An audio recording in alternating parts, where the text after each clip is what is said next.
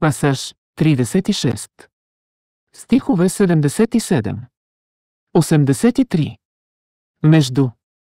И този човек не е ли видял, че го създадохме от капка сперма наклонена черта капка вода наклонена черта течност и сега той е явен враг.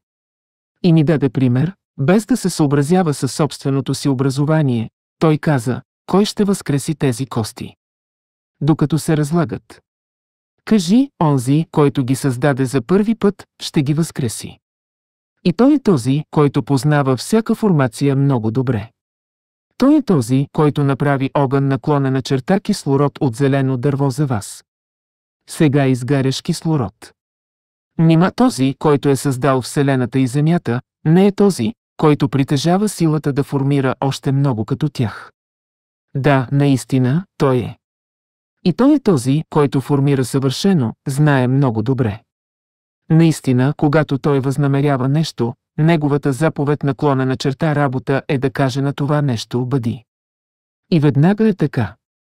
Тогава Бог, който държи притежанието и господството над всичко в ръцете си, е пречистен от всички недостатъци. И само при него ще се върнете. Пасаж 25. Стих 2.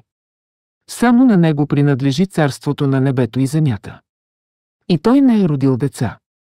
Той няма партньор в суверенитета. Той е създателят на всички неща и определя законите на тяхното действие и съществуване. Пасаж 27.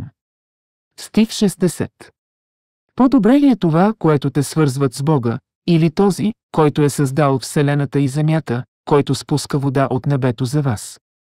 След това с тази вода направихме така, че да израснат красиви градини, в които вие не бихте могли да отгледате дори едно от дърветата. Има ли друго божество с Бога?